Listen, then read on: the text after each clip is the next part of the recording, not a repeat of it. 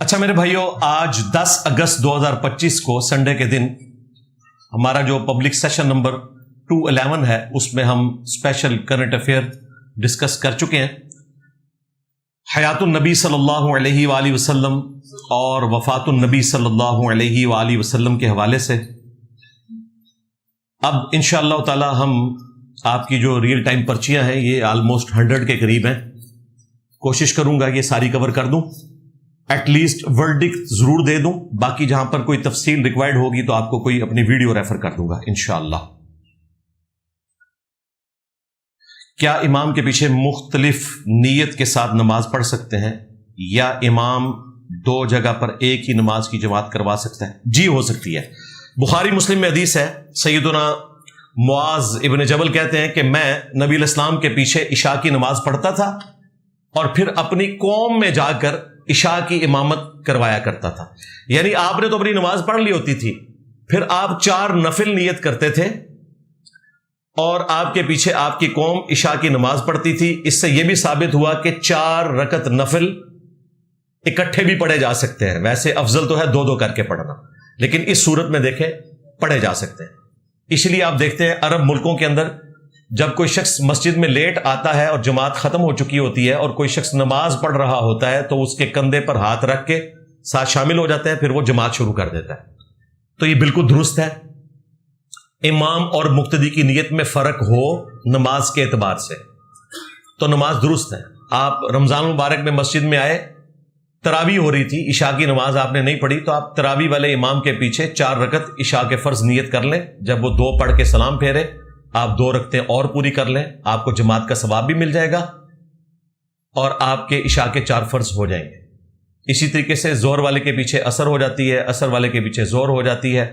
مغرب کا ایک ایشو ہے، مغرب والے کے پیچھے عشاء تو ہو جائے گی، عشاء والے کے پیچھے مغرب نہیں ہوگی، یہ ایک کریٹیکل چیز ہے۔ باقی آپ نفل والے کے پیچھے فرض، ایک فرض والے کے پیچھے دوسرے فرض پڑھے جا سکتے ہیں، دوسری جماعت بھی قائم کی جا سکتی ہے، وہ بھی جامع ترمذی میں حدیث موجود ہے۔ نبی علیہ السلام مسجد میں بیٹھے تھے، ایک شخص لیٹ داخل ہوا، آپ صلی اللہ علیہ وآلہ وسلم نے فرمایا کون ہے جو اپنے بھائی کے لیے قربانی کرے؟ اس کی پوری صحیح سند صحیح ابن حبان اور ابن خزیمہ میں موجود ہے۔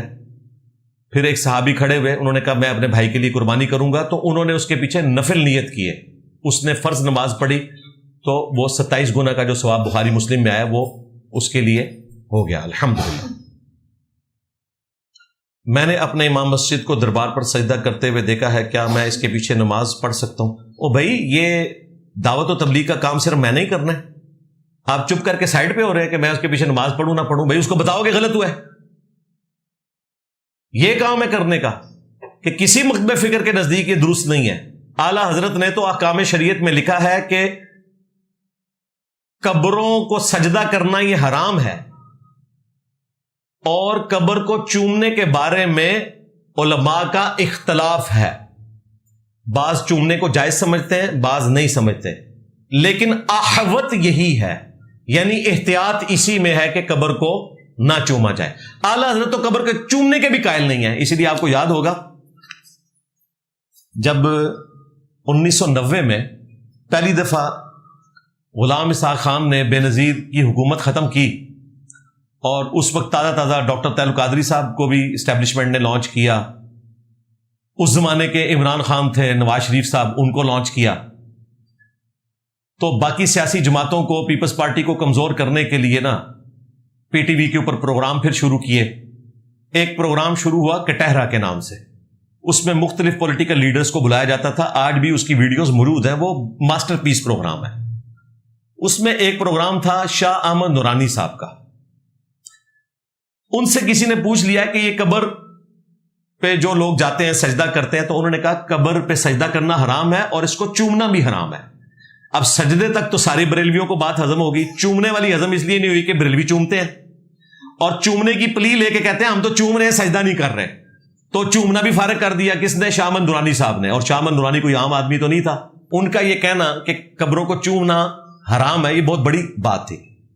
ہمیں پتہ ہے ہماری مسجد میں بھی بڑا ہنگامہ کھڑا ہوا، میں خود بھی اپنے مولانا صاحب کے پاس گیا کہ یہ نورانی صاحب کیا کر رہے ہیں، ہمیں اس وقت نہیں پتا تھا کہ نورانی صاحب نے جو کچھ کہا وہ اعلیٰ حضرت نے لکھا ہوا ہے کہ احوط یہی ہے کہ چومنا بھی نہیں ہے.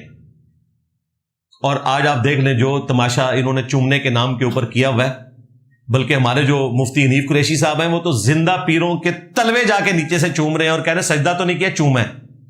اچھا یہ سمجھتے ہیں کہ سجدے کا مطلب اس وقت تک نہیں ہے جب تک وہ 7 اعضاء پہ پورا نہ ہو، وہ تو نماز کا پروٹوکول ہے.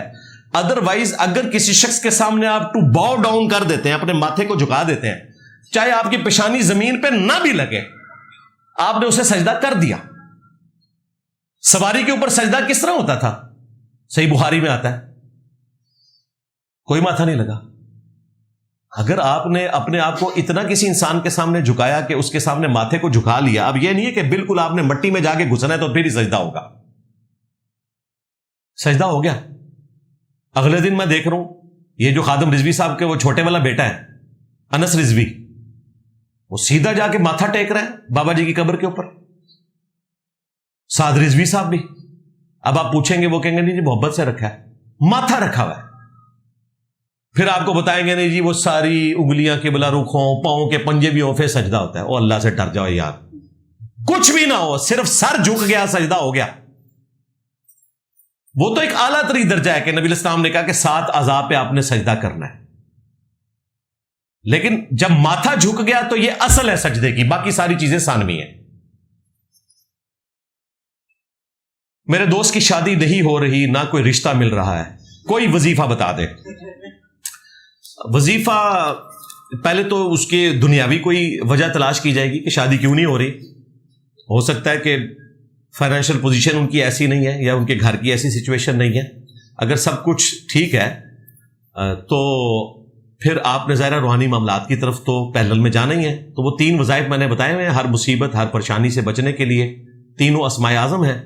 لا الہ الا انت سبحانک انی کنت من الظالمین سورۃ الانبیاء میں بھی آیا اور جامعہ ترمذی میں آیا کہ یونس علیہ السلام کی دعا کے ذریعے جو بھی اللہ سے مانگتا ہے اللہ محروم نہیں لوٹاتا. تو آپ نے دعا سے پہلے یہ پڑھ لینا ہے اور ساتھ درود شریف. دوسرا حسبنا اللہ و نعم الوکیل، جو قرآن میں آیا کہ نبی الاسلام اور ان کے اصحاب کا وظیفہ تھا کافروں کے اگینسٹ. اور صحیح بخاری میں آیا کہ حضرت ابراہیم علیہ السلام کو جب آگ میں پھینکنے لگے تھے ان کا وظیفہ بھی حسبنا اللہ و نعم الوکیل تھا. اور تیسرا یا حی یا قیوم برحمتک استغیث، جامعہ ترمذی میں، حاکم میں، سنن نسائی الکبریٰ میں آیا کہ نبی علیہ السلام ہر مشکل اور پریشانی میں انہی اذکار کے ذریعے اللہ کی طرف متوجہ ہوتے تھے. وتر کی نماز کا اصل حکم اور وقت کیا ہے؟ حکم سے مراد کیا کہنا چاہ رہے ہیں؟ یعنی کہ واجب ہے، فرض ہے، اس قسم کا حکم؟ وتر تو سنت ہے جی، لیکن تاکیدی سنت ہے. مولا علی نے کہا کہ یہ سنت ہے جامعہ ترمذی میں، سنن دارمی میں، لیکن اسے مت چھوڑو. وقت اس کا عشاء کے ساتھ ہے، جب تک عشاء کا وقت رہتا ہے وتر کا وقت رہتا ہے. عشاء کے فرض کے فوراً بعد بھی پڑھ سکتے ہیں، آدھی رات کو بھی اٹھ کے پڑھ سکتے ہیں، فجر کا وقت داخل ہونے سے پہلے بھی پڑھ سکتے ہیں. فجر کی اذانیں نہیں، اذانیں تو صرف رمضان میں ایگزیکٹلی ختم سحری کے وقت ہو رہی ہوتی ہیں، عام دنوں میں تو اذانیں 10-15 منٹ لیٹ بھی ہو جاتی ہیں. فجر کا وقت داخل ہوتے عشاء کا وقت ختم ہو جاتا ہے، اس وقت تک آپ وتر کی نماز ادا کر سکتے ہیں. 3 وتر ادا کرنا عمومی سنت ہے، 5 بھی ثابت ہے، 7 بھی، 9 بھی، 11 بھی، 13 بھی، اور بعض اصحاب سے 1 وتر پڑھنا بھی ثابت ہے. اسلام میں نامحرم لڑکی کو دیکھنا حرام ہے. آپ نے بولا ہے کہ عمر سیریز دیکھو تو اس میں بھی لڑکیاں ہوتی ہیں، تو ہماری رہنمائی فرمائیں. آپ تو بالکل نہ دیکھیں جی، بالکل ہاں، بالکل نہ دیکھیں. وہ والا حصہ چھوڑ دیں، باقی والا حصہ دیکھیں. اگر مجھے مغرب کی نماز عشاء کے ساتھ جمع کرنی پڑے لیکن عشاء کی جماعت کھڑی ہو تو اس صورت میں کیا کروں؟ پھر آپ عشاء کی نماز پڑھ لیں، اس کے پیچھے مغرب تو نہیں ہو سکتی نا. عشاء کی نماز پڑھیں، اس کے بعد مغرب پڑھ لیں. یہ ترتیب کو قائم رکھنا یہ افضل ہے، سنت ہے. لیکن ترتیب اگر ٹوٹ جائے اس طرح کی مجبوری کی وجہ سے تو نماز ہو جائے گی. ٹھیک ہے، تو پہلے عشاء پڑھیں، اس کے بعد مغرب پڑھ لیں. یہ پہلے سوال میں بھی میں نے کور کر دیا تھا. کیا سید کسی اور کے پیچھے نماز پڑھ سکتا ہے؟ قرآن و حدیث سے جواب دیں. یار یہ پتہ نہیں آپ نے کہاں سے نکالا ہے. جو سیدوں کے سید ہیں محمد رسول اللہ صلی اللہ علیہ وآلہ وسلم، انہوں نے تو عبد الرحمن بن عوف کے پیچھے نماز پڑھی ہے. عبد الرحمن بن عوف جو تھے وہ بنو ہاشم سے تو نہیں تھے. صحیح مسلم میں آتا ہے کہ ایک سفر کے دوران نبی علیہ السلام تھوڑا لیٹ ہو گئے تو پھر صحابہ کرام نے دیکھا کہ عصر کا وقت نکل رہا ہے، تو جماعت کے لیے عبد الرحمن بن عوف کو آگے کیا. ابھی ایک رکعت ہی پڑی تھی تو نبی الاسلام تشریف لے آئے، تو صحابہ کرام نے یوں ہاتھ پہ ہاتھ مار کر ان کو مطلع کیا. عبد الرحمن بن عوف مصلی چھوڑنے لگے تو نبی الاسلام نے ان کو اشارہ کیا کہ وہ نماز پڑھاتے رہے، تو آپ نے پیچھے نماز پڑھی. جب سلام پھرا تو آپ نے ایک رکعت مکمل کی. اب صحابہ جو ہیں وہ ڈرے ہوئے ہیں، استغفار پڑھ رہے ہیں. تو آپ نے فرمایا کہ اگر امام کو غلطی پر مطلع کرنا ہو تو پھر مرد جو ہے وہ سبحان اللہ کہیں گے اور عورتیں جو ہیں یوں ہاتھ پہ ہاتھ ماریں گی. تصفیق اسے کہا جاتا ہے. یہی واقعہ صحیح بخاری میں حضرت ابو بکر کے بارے میں آتا ہے رضی اللہ تعالیٰ عنہ، لیکن انہوں نے نبی اسلام کے منع کرنے کے باوجود مصلی چھوڑ دیا. مجبوراً پھر نبی اسلام مصلی پر آئے. پھر سلام پھیرنے کے بعد آپ نے حضرت ابو بکر سے کہا کہ جب میں نے حکم دیا تھا تو تم نے مصلی کیوں چھوڑ دیا؟ تو انہوں نے کہا کہ ابو قحافہ کے بیٹے کی کیا مجال کہ اللہ کے رسول آ جائیں اور وہ مصلی امامت پر کھڑا رہے. یعنی ان کی ایک محبت کا تقاضا تھا. دونوں باتیں اپنی جگہ درست ہیں. حضرت عبد الرحمن بن عوف نے بھی جو عمل کیا وہ بھی اپنی جگہ درست ہے. سیدنا ابو بکر نے جو کچھ کیا وہ بھی اپنی جگہ درست ہے. تو اس سے آپ کو آپ کے سوال کا جواب مل گیا. کیا خلافت کے قیام کے لیے جد و جہد کرنا ضروری ہے؟ بالکل کرنا چاہیے. زیادہ سے زیادہ ویلاگز ریکارڈ کروائیں اے سی والے کمروں میں، زیادہ سے زیادہ انٹرنیشنل ٹورز کریں، زیادہ سے زیادہ چندہ اکٹھا کریں، لوگوں کا لہو گرمائیں. جب آپ کے اوپر ایف آئی آرز ہوں تو آپ ملک چھوڑ کے باہر چلے جائیں. یہ کریں، آپ زیادہ سے زیادہ کام کریں خلافت کے اوپر. باقی جو ڈاکٹر اسرار صاحب نے یا باقی لوگوں نے کام کیا ہے تو اللہ کا شکر ہے کہ ڈاکٹر اسرار صاحب نے ایک دن بھی جیل نہیں کاٹی. 1974 میں ان کے پاس ٹوئٹا گاڑی تھی. میری پیدائش سے بھی 3 سال پہلے کی بات کر رہا ہوں. میرے پاس آج بھی موٹر بائک ہے. میرے ایک ایتھیسٹ دوست نے مجھ سے سوال کیا، جیسے اللہ قرآن میں فرماتا ہے یقیناً ہم نے انسان کو بہترین صورت میں پیدا کیا، تو پھر جو بچے مختلف بیماریاں، یہ بیماریوں کا تو بات ہی نہیں ہے. اللہ تعالیٰ نے تو قرآن میں یہ بھی کہا ہے کہ ہم شر اور خیر کے ذریعے آزماتے ہیں. تم میں سے کوئی بڑی عمر کو پہنچ کے فوت ہوتا ہے، کوئی جوانی میں فوت ہو جاتا ہے. اب آپ کے نزدیک تو انصاف یہ ہے کہ ساروں کی عمر ہی 60 سال ہونی چاہیے. تو احسنی تقویم سے مراد یہ ہے کہ اللہ تعالیٰ نے اسپیشی کے طور پر اس کو سب سے بہترین اسپیشی بنایا. اگر اس میں کوئی معذور ہے، کسی کا ذہنی توازن ٹھیک نہیں ہے، تو اس کے بارے میں نہیں ہے. وہ آزمائش ہے باقی رشتہ داروں کے لیے. اللہ تعالیٰ نے اس کے ذریعے ان کو آزمایا ہے. باقی آخرت میں اللہ تعالیٰ اس کو اجر دے دے گا. اس سے تو قلم ہی اٹھا ہوا ہے. صحیح بخاری میں آیا، پاگل سے، مجنون سے، سوئے ہوئے شخص سے، نابالغ سے. میرے والد کی وفات کے تقریباً 7 ماہ بعد 2 اجنبی لوگ قرضے کا مطالبہ کر رہے ہیں جنہیں ہم نہیں جانتے. نہ ان کے پاس کوئی ریٹن ثبوت ہے. ریٹن ثبوت نہیں ہے پھر تو ظاہر ہے آپ پابند نہیں ہیں. لیکن اگر وہ ثقہ اور صدوق سچے لوگ ہیں، لوگ ان کی سچائی کی گواہی دیتے ہیں، پھر تو یقیناً ٹھیک بات کر رہے ہوں گے. تو پھر آپ قرضہ اتارنے کی کوشش کریں. ادروائز ظاہر ہے ریٹن میں اس لیے بھی نہیں ہوتا کہ لوگ آج کل ریٹن میں کرتے نہیں. حالانکہ قرآن میں سورۃ البقرہ میں جو قرآن کی سب سے لمبی آیت ہے وہ لین دین کے معاملات سے متعلق ہے کہ آپ نے اس کو ریٹن ریکارڈ میں رکھنا ہے. تو یہ غلطی ہو جاتی ہے. یہ آپ خود ہی اجتہاد کریں. ہو سکتا ہے کہ وہ ٹھیک ہی بول رہے ہوں. اگر ان کا کریکٹر درست ہے، جھوٹ بولنے والے نہیں ہیں، کریکٹر والے لوگ ہیں، تو پھر یقیناً آپ کو ان کی بات کا اعتماد کرنا چاہیے. نان مسلم ملک کی آرمی کو جوائن کرنا کیسا ہے؟ جیسا کہ بہت سے مسلمان انڈین آرمی میں پاکستان کے خلاف لڑنے آئے اور ہمارے مسلمان بھائی شہید ہوتے ہیں. یہ آخرت میں اللہ تعالیٰ فیصلہ کرے گا کون شہید ہے کون شہید نہیں ہے. رہا اس قسم کی جو آرمی والا معاملہ ہے، یہ مشکل سوال ہے جی. اب تو نیشن سٹیٹس بن چکی ہیں. آپ ان کو لے کے بیٹھے ہیں. مسلمان کے خلاف لڑتا ہے. 1979 میں جب ایران میں انقلاب آیا تو آج جو مسلمانوں کا ہیرو بنا ہوا ہے صدام حسین، اس بدماش کو امریکہ نے کہہ کر ایران کے اوپر چڑھا دیا. 7-8 سال کی جنگ مسلط کر دی. انہیں خطرہ تھا کہ عراق میں بھی 60% شیعہ ہیں تو وہاں پر بھی اسلامک ریولوشن نہ آ جائے، پاکستان میں اسلامک ریولوشن نہ آ جائے. اس لیے ان کو انگیج کر دیا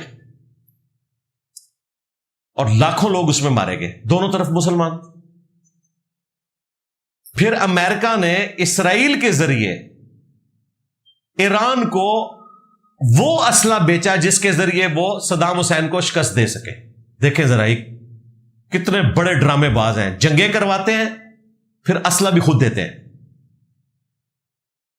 اور وہی پلی ہے جو لیتے ہیں یہ ہمارے سنی حضرات اور کہتے ہیں ایران جو ہے وہ امریکہ کا ایجنٹ ہے، وہ اس واقعے کی وجہ سے جو اس وقت جو جنگ ہوئی تھی 80s میں، حالانکہ اس کا پس منظر ہی کچھ اور تھا۔ تو یہ کوئی اتنا آسان معاملہ نہیں اس کا فیصلہ کرنا۔ ہم تو آپ کو یہ مشورہ دیں گے کہ نان مسلم وہ کنٹریز جو مسلمانوں کے خلاف جنگیں لڑتے ہیں، ناحق جنگیں لڑتے ہیں، ان کی کسی بھی اس قسم کی آرمی کی جاب آپ نہ کریں، کوئی اور جاب کریں۔ سی سی ڈی کے متعلق آپ کا کیا موقف ہے؟ دیکھیں، سی سی ڈی تو بعد کی چیز ہے، ہم تو شروع سے یہ موقف رکھتے ہیں کہ ایکسٹرا جوڈیشل ایکٹیویٹی، خواہ کوئی مذہبی جماعت کرے، خواہ کوئی پولیٹیکل جماعت، خواہ کوئی ریاستی ادارہ، شرعی طور پر یہ درست نہیں ہے۔ اب رہا سی سی ڈی کا معاملہ، تو پرسوں ہمارے پاس وہ آئے ہوئے تھے میاں عمران ارشد صاحب، آپ کو پتا ہے کرائم رپورٹر ہیں، وہ دو ہی یہ ٹاپ کے کرائم رپورٹر ہیں، اقرار الحسن بھائی ہیں اور یہ میاں عمران صاحب ہیں۔ تو انہوں نے بھی مجھ سے سوال کیا ہے، آلموسٹ 3 گھنٹے کی پوڈ کاسٹ وہ ریکارڈ ہوئی ہے، وہ نیو ٹی وی کے اوپر بھی چلے گی اور ان کے اپنے آفیشیل چینل کے اوپر بھی۔ ماسٹر پیس ہے جی، ایکسٹرا آرڈنری کوسچنز انہوں نے کیے ہیں، یہ ٹاپک بھی ڈسکس کیا ہے۔ انہوں نے بھی جب مجھ سے یہ پوچھا تو میں نے کہا جی اس کا جواب تو آپ آلریڈی دے چکے ہیں، کیونکہ انہوں نے سی سی ڈی کے حوالے سے ویڈیو ریکارڈ کروائی ہے کہ یہ غلط کام ہو رہا ہے۔ جس دن انہوں نے ویڈیو ریکارڈ کروائی اس کے 1 ہفتے کے اندر لاہور میں وہ واقعہ رپورٹ ہوا، جو ایک قاری صاحب بیچارے چہل قدمی کر رہے ہیں لاہور جیسے شہر میں اپنی بیوی کے ساتھ، اور وہاں سے 3 اوباش نوجوان گزرے ہیں اور انہوں نے زبردستی منہ کالا کیا ان کی وائف کے ساتھ، چوتھے کو فون کر کے بلایا۔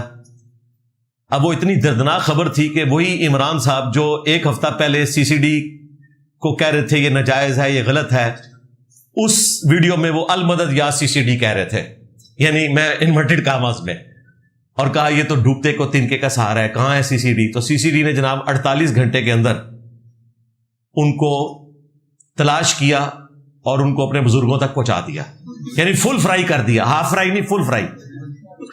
تو میں نے ان کو جواب دیا، میں نے کہا آپ بھی تو خود مان رہے ہیں، جب جوڈیشری کا سسٹم اتنا کمزور ہو اور جج جرت نہ کریں سزائیں دینے کی، صرف بڑے جج دے سکتے ہیں سزائیں جن کو لائف ٹائم سیکورٹی ملی ہوتی ہے، ہائی کورٹ کا کوئی چیف جسٹس ہے، سپریم کورٹ کا، عام ججز تو ظاہر ہے ہماری طرح کی زندگی گزار رہے ہیں، بزدلی کا مظاہرہ کرتے ہیں، اسی وجہ سے پھر فوجی عدالتیں بنانی پڑتی ہیں۔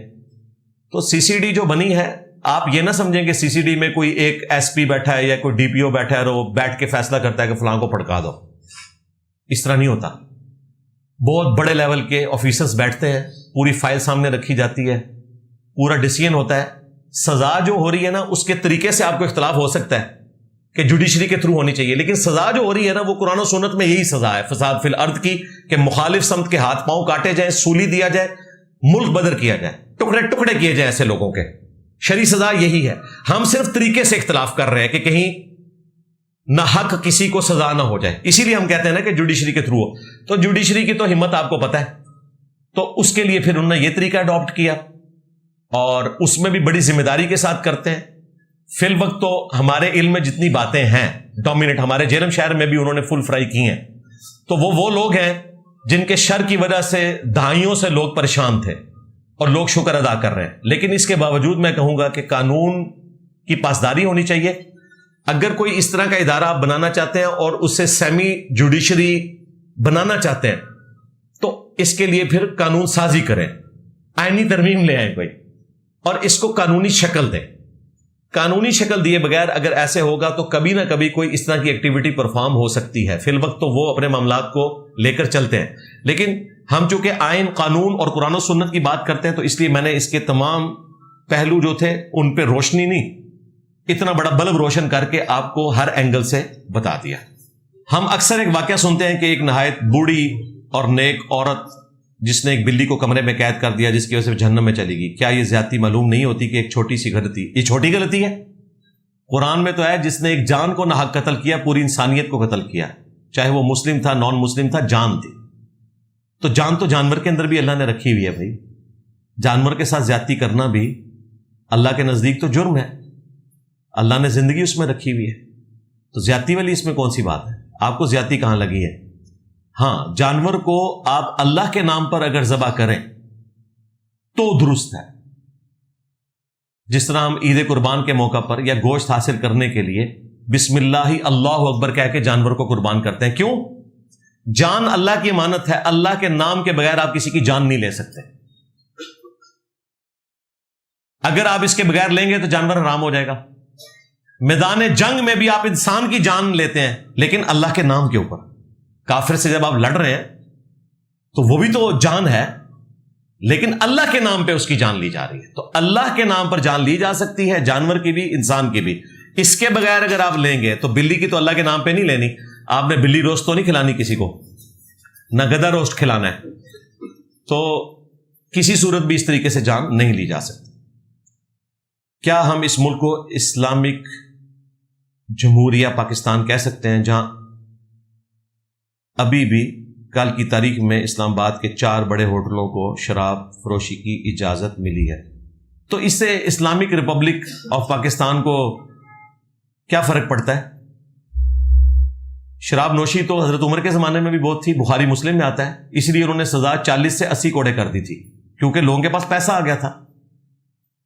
آپ تو سوچ رہے ہوں گے کہ بڑے دیکھتے لوگ, حضرت عمر کے زمانے میں بخاری مسلم کے الفاظ ہیں شراب نوشی بڑھ گئی کیونکہ پیسہ کھلا آ رہا تھا.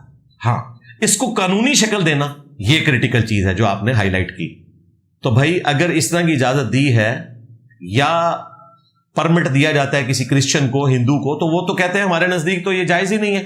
تو بالکل یہ قرآن و سنت کے خلاف ہے. اس کے خلاف ہم پروٹیسٹ کریں, اس کی غلطی کو ہائی لائٹ کریں. اس کی وجہ سے باقی ساری چیزیں 0 سے ملٹیپلائی نہیں ہوں گی. باقی تو ہم مانتے ہیں کہ اسلامک ریپبلک آف جاپان ہے جہاں پہ 4-5 سال کا بچہ بھی اکیلا اسکول جاتا ہے, اس کو کوئی خطرہ نہیں ہے. بس سٹاپ پہ کھڑا ہوتا ہے, کوئی خطرہ نہیں ہے. اتنا امن ہے, کمال ہے, کوئی شک نہیں اس میں. مسجد کی تعمیر کے پیسوں میں ہیرا پھیری کرنے والوں کے بارے میں آپ کیا کہتے ہیں؟ یہ پوچھنے والی بات ہے بھائی. حرام کھا رہے جہنم میں جائیں گے. چاہے آپ انسان کا حق کھائیں یا اللہ کا حق کھائیں, دونوں صورتوں میں دوزخ کی آگ ہے جو آپ اپنے پیٹ میں بھر رہے ہیں. یہ پوچھنے والی بات ہی نہیں بھائی. صحیح مسلم میں حدیث ہے, گناہ وہ جو تیرے دل میں کھٹکے اور تو اس بات سے آر محسوس کرے کہ لوگ اس پر مطلع ہوں. میں انٹرنیشنل ٹریولر ہوں, بعض دفعہ ہمیں کھانے کے لیے حلال کھانا نہیں ملتا, تو کیا ہم کوئی حرام چیز کھا کر گزارا کر سکتے ہیں؟ یعنی یہ جنگلوں میں جاتے ہیں یہی کہہ رہے ہوں گے نا. ہاں, تو آپ پتے کھا لیے کریں, پتے حلال ہیں, حرام پھر بھی نہیں کھانا آپ نے. میں تو نہیں مانتا کوئی جگہ ایسی ہے جہاں پہ آپ کو حلال چیز نہ ملے. حلال چیز تو آپ کو چائنا میں مل جاتی ہے, یورپ میں بھی, امریکہ میں, ہر جگہ پہ مل جاتی ہے. درختوں کے پتے تو مل ہی جائیں گے نا. کھجوریں آپ اپنے ساتھ رکھ لیں, بادام رکھ لیں, کوئی مسئلہ نہیں. یہ تو کوشچن ویلڈ ہی نہیں ہے بھائی. چسکے اگر آپ نے اب لینے ہیں تو اس کا تو کوئی علاج نہیں ہے بھائی.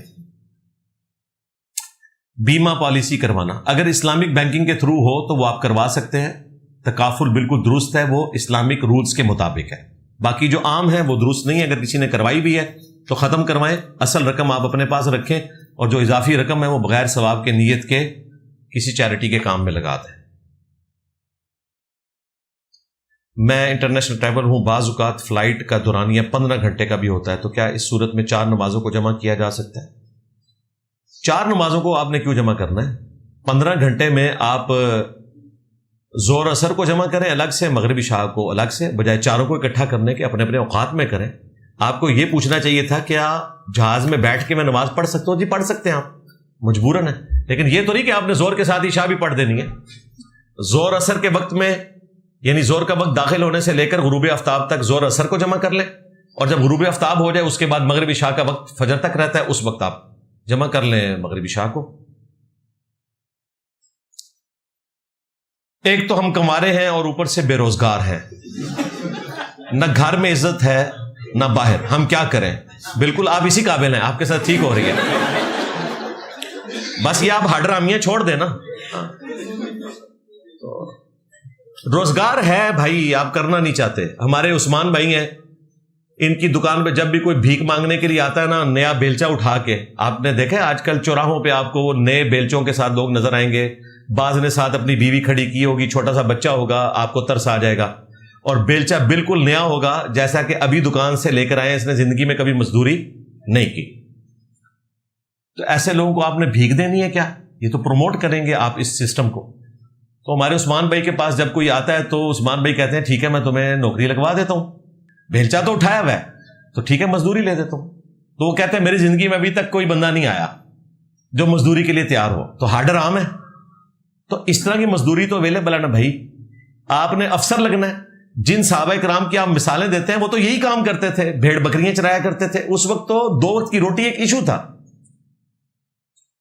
یہ بھائی انسانیت نے جو مبارک دور آج دیکھا ہوا ہے نا, یہ آپ سمجھ لیں 16ویں اور 17ویں صدی عیسوی کے بعد سے یہ دور آیا ہے کہ جب انسان جو ہے وہ اتنا زیادہ سیولائزڈ ہوا ہے اس حوالے سے کہ وہ فیسلٹیز اویل کر رہا ہے. پہلے 2 وقت کی روٹی ایشو ہوتی تھی, اسی کے پیچھے جنگیں ہوتی تھیں, اسی کے پیچھے شہنشاہ دوسرے ملکوں پہ حملہ کرتے تھے, ان کی زمینیں ہتھیا لیتے تھے, اسی کی بنیاد کے اوپر سمندری سفر اختیار کرتے تھے, نئے نئے کانٹیننٹ دریافت کیے جاتے تھے, وہاں کی معدنیات کو حاصل کیا جاتا تھا تاکہ ہماری روٹی روزی پوری ہو. یہ آپ کو جو پوسٹ ورلڈ وار 2 دنیا نظر آ رہی ہے, یہ تو دنیا کو جنت بنا دیا سائنس نے. آپ ساری فیسلٹیز اویل کر رہے ہیں. تو 2 وقت کی روٹی انبیاء کرام نے بھی تکلیف سے کمائی ہے. صحیح مسلم میں آئے کہ حضرت زکریا علیہ السلام بڑھئی تھے, لکڑی کا کام کرتے تھے. آپ تو اس کام کو کم تر سمجھتے ہیں. ہمارے نبی علیہ السلام بخاری مسلم میں آیا کہ بکریاں چرایا کرتے تھے قریش مکہ کی, بہت کم پیسوں کے عوض. تو کام کیے انبیاء کرام نے اپنے ہاتھوں سے. حضرت داؤد علیہ السلام لوہار تھے. یہاں پر لوہار کسی کے لیے ایک گالی سمجھا جاتا ہے. تو مزدوری اویلیبل ہے بھائی. اگر نہیں مل رہی تو عثمان بھائی سے آپ بعد میں رابطہ کریں, بیلچا بھی لے دیں گے. اگر منگنی شدہ شخص کو بعد میں کوئی دوسری عورت پسند آ جائے تو وہ کیا کرے, ایسی دی تیسی تیری. اگر اس کو وائس ورسا کریں کہ جس سے آپ کی منگنی ہوئی ہے اور وہ آپ کو بڑی پسند ہے, اسے کوئی اور پسند آ جائے تو یہ کیا کہے گا کہ ٹوٹے کر دیتے جا, تیرے بھی ٹوٹے ہونے چاہیے تیرے. اس کا کوئی اینڈ نہیں ہے بھائی. شادی کے بعد ساری عورتیں برابر ہوتی ہیں بھائی. شادی کے بعد آپ نے ایک اچھے دوست ہم سفر کے ساتھ زندگی گزارنی ہے جو خوشی اور غمی میں آپ کا ساتھی ہے. اس میں خوبصورتی اور باقی چیزیں یہ ثانوی حیثیت رکھتی ہیں. یہ ذہن میں رکھیے گا. اصل چیز ہے دکھ سکھ کا ساتھی, اور وہ آپ کرائٹیریا رکھیں. بخاری مسلم میں حدیث ہے, عورت سے 4 وجوہات کی بنا پہ شادی کی جاتی ہے. نمبر 1 حسب و نسب, اعلی خاندان. نمبر 2 دولت. نمبر 3 خوبصورتی. اور نمبر 4 دینداری. پھر نبی اسلام نے فرمایا اللہ کے بندو, دیندار عورت کے ساتھ شادی کر کے دنیا اور آخرت کی کامیابی حاصل کرو. پہلی پرائورٹی دینداری کو دو. آج کل بعض لوگ سوشل میڈیا پر آپ کے اسٹوڈنٹس کو گستاخی والے معاملات میں ٹریپ کر کے توہین مذہب کے کیسز میں پھنسا رہے ہیں. پلیز اس حوالے سے لوگوں کو ایجوکیٹ کریں. یہ رپورٹ ہمیں ملی ہے رات کو, مجھے ارشاد بھائی نے بتایا, ان کے پاس آڈیو آئی ہوئی تھی. ہمارے ایک اسٹوڈنٹ ہیں دانش بھائی, انہوں نے اس چیز کو ہائی لائٹ کیا, اور لوگوں نے بھی مجھے وقتاً فوقتاً پچھلے 1 سال کے اندر کافی ساری چیزیں بھیجی ہیں. بس میں اس پہ صرف ایک جملے میں ہی ورڈکٹ دوں گا کہ وہ لوگ جنہوں نے واٹس ایپ کے اوپر چینلز بنائے ہوئے ہیں یا گروپس بنائے ہوئے ہیں اور میری تصویر لگائی ہے, اس کا یہ مطلب نہیں کہ وہ ہمارے اسٹوڈنٹس ہیں. چونکہ اب علمی میدان میں یہ لوگ ناکام ہو چکے ہیں, تو یہ وہی کام کر رہے ہیں جو ان کے بڑوں نے کیا تھا, جو سورہ آل عمران میں آتا ہے کہ یہودی کہتے تھے صبح کے وقت نبی پر ایمان لے آؤ, شام کے وقت کفر کر دینا تاکہ اس کے ساتھی اس کو چھوڑ جائیں. حالانکہ وہ ایمان لاتے ہی کوئی نہیں تھے, اوپر اوپر سے مسلمان ہوتے تھے, منافق تھے. آج کل لوگ یہ کر رہے ہیں کہ میری ڈی پی والی کوئی تصویر لگا دی, کسی اور بندے کی جس نے میرے ساتھ تصویر کھنچوائی تھی, وہ تصویر آپ نیٹ سے لے سکتے ہیں, وہ اپنی ڈی پی پہ لگائی جس سے یہ شو کرنے کی کوشش کی کہ یہ اسٹوڈنٹ ہے. پھر گروپ بناتے ہیں, پھر اس گروپ کے اندر ایک کوئی ڈمی بندہ ایڈ ہو کر کوئی گستاخانہ چیز بھیجتا ہے, اور پھر جو بیچارے بھولے بالے ہمارے اسٹوڈنٹ ہیں ان میں سے کوئی ایڈمن سے رابطہ کرتا ہے جو کہ پہلے ہی منافق ہے، یہود و نصارہ کا ایجنٹ، اوریجنل والا ایجنٹ، وہ کہتا ہے جی مجھے بھیجو وہ کون سی گستاخانہ چیز شیئر ہوئی ہے، حالانکہ تجھے پتا ہے کون سی ہوئی ہے شیئر، وہ بھیجتا ہے، اور پھر ایف آئی اے میں تو جائیں گے تو آپ پہ کیس بن جائے گا۔ تو کوئی ضرورت نہیں دنیا میں کہیں بھی گستاخی ہو رہی ہے کہ آپ اس کو ہائی لائٹ اس حوالے سے کریں کہ آپ کسی کو بھیجیں۔ یہ آج کل جو اسلام آباد ہائی کورٹ میں توہین مذہب کا کیس چل رہا ہے، اس میں جو گستاخ لوگوں نے ہمارے بچوں کو ٹریپ کیا ہے، اگرچہ وہ سیکس کو یوز کر کے کیا ہے لیکن اس میں پھر انہوں نے حرکت یہی کی ہے، اسی طریقے سے چیزیں منگوا کے ان کو ٹریپ کر کے، اور آج دیکھیں 400 کے قریب لوگ جو ہیں وہ پھنسے پڑے ہوئے ہیں۔ اب قانون تو ظاہر ہے اپنا راستہ لے گا، پاکستان کے قانون میں توبہ بھی کوئی نہیں گستاخی کے اوپر، اگر آپ نے گستاخی کر دی تو اب سزا تو اسٹیبلش ہوگی، اب کیا کریں؟ تو اس لیے احتیاط سے کام دیں۔ کیا ولیمہ کرنا سنت ہے؟ بالکل سنت ہے، نبی الاسلام نے ترغیب دلائی ہے، بلکہ بخاری مسلم میں ہے کہ ولیمے کی آپ نے دعوت بھی ریجیکٹ نہیں کرنی۔ نبی الاسلام نے اگرچہ آپ کو ایک موقع پر ایک بکری قربان کرنی پڑی تو آپ نے ولیمہ کیا، اس کے ذریعے اناؤنسمنٹ کی اپنے نکاح کی، اور ولیمہ ہوگا شادی کے بعد۔ یہ بعض لوگ شادی اور ولیمے کو اکٹھا رکھ لیتے ہیں، نہیں، اور اس کے لیے میاں بیوی کا ازدواجی تعلق قائم ہونا ضروری نہیں ہے، البتہ ایک دفعہ خلوت میں ملے، چاہے وہ تعلق قائم ہوا یا نہیں ہوا، میں کوڈ ورڈز میں بات کر رہا ہوں، اس کے اگلے دن ولیمہ ہو سکتا ہے، بیسیکلی وہ اناؤنسمنٹ ہے۔ وہی جو ہوتی ہے صرف نبیوں یا رسولوں پر آتی ہے، لیکن حضرت جبرائیل علیہ السلام حضرت مریم پر بھی پیغام لے کر آئے، ان کا بتا دیں۔ اس کے اوپر میری ویڈیو ریکارڈ ہے، یہ تو قرآن میں موجود ہے، موسیٰ علیہ السلام کی والدہ کے دل پر بھی القاء ہوا تھا، تو اس امت میں یہ بین ہوا ہے۔ جس طرح قرآن میں آیا کہ حضرت جبرائیل علیہ السلام اور سارے فرشتوں نے آدم علیہ السلام کو سجدہ کیا، ادھر نہیں آپ کا دماغ کام کیا کہ پرچی پہ وہ بھی لکھے، تو ہم اپنے نبی کو سجدہ کیوں نہیں کر سکتے؟ آیا نا قرآن میں، تو اس کا جواب کیا ہے کہ وہ پہلی امتوں کے لیے تھا، یہ بھی پہلے امتوں کے لیے تھا۔ کشف، الہام، خواب، اس کے اوپر میری تفصیلی ویڈیو ریکارڈ ہے، ریپلائی ٹو ڈاکٹر اشرف جلالی آن کشف اینڈ الہام، اور ریپلائی ٹو مولانا اسحاق آن ختم نبوت، یہ 2 ویڈیوز ہیں، پی ایچ ڈی تھیسز ہیں، اس میں نے سب کچھ بتایا، کشف کیا ہوتا ہے، الہام کیا ہوتا ہے، شرح صدر کیا ہوتا ہے، خواب کیا ہوتے ہیں، اگلی امتوں میں کیا شرعی حکم تھا، اس امت میں کیا شرعی حکم ہے، وہ تفصیل سے آپ دیکھ لیں۔ آزر کا بتا دیں کہ وہ حضرت ابراہیم علیہ السلام کے کیا لگتے تھے۔ مشکات میں لکھا ہے کہ وہ ان کے باپ تھے، لیکن شیعہ اور سنی حضرات کہتے ہیں وہ ان کے چچا تھے۔ جی وہ حاکم میں یہ بھی روایت موجود ہے، امام طبری نے بھی اس کو اختیار کیا ہے، تو یہ امت میں اس حوالے سے اختلاف ہے کہ آزر ان کے چچا تھے یا والد تھے۔ باپ تو تھے دونوں صورتوں میں، وہ تو قرآن میں ہے کہ اپنے باپ آزر سے کہا حضرت ابراہیم علیہ السلام نے۔ اب باپ جو ہے وہ عربی میں چچا کے لیے بھی بولا جاتا ہے، بخاری مسلم میں حدیث ہے کہ چچا باپ کی مثل ہوتا ہے۔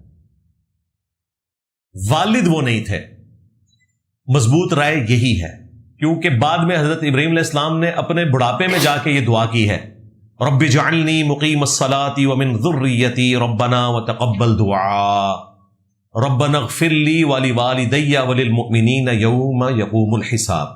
حالانکہ آپ کو جوانی میں اللہ تعالیٰ نے منع کر دیا تھا کہ تیرا باپ مشرک ہے، اس کے لیے دعا نہیں کرنی، تو بڑھاپے میں جا کر انہوں نے یہ دعا کیوں کی؟ سورہ ابراہیم میں آتا ہے، اور والد کے لیے مغفرت کی دعا کی۔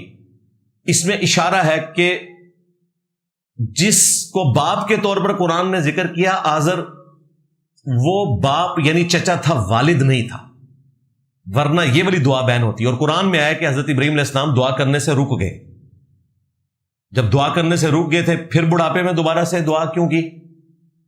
اٹ مینز کہ والد ان کے اور تھے، ان کا نام تارخ ملتا ہے تاریخ کے اندر، امام حاکم نے بھی اس طرح کی روایتیں نقل کی ہیں۔ بہرحال دونوں طرف کی رائے موجود ہے۔ ہمارے استاد مولانا اسحاق صاحب نے بڑی اچھی بات کی تھی کہ اگر کوئی حضرت ابراہیم علیہ السلام کے والد کو قرآن پاک کی اس آیت کے تحت کافر مانتا ہے تو اس سے کوئی گستاخی والا ایلیمنٹ نہیں ہو جاتا، کیونکہ ظاہر ہے ان کے سامنے تو دعوت پیش کی گئی نا، ہمارے نبی علیہ السلام کے ماں باپ کے سامنے تو دعوت پیش ہی نہیں ہوئی، والد تو 6 مہینے پہلے فوت ہو گئے، اور والدہ 6 سال کے تھے جب نبی علیہ السلام دنیا سے گئے، ان پہ تو دعوت ہی پیش نہیں نہ ہوئی. وَمَا كُنَّا مُعَذِّبِينَ حَتَّى نَبْعَثَ رَسُولًا، ہم عذاب نہیں دیں گے جب تک رسول کو مبعوث نہ کرے.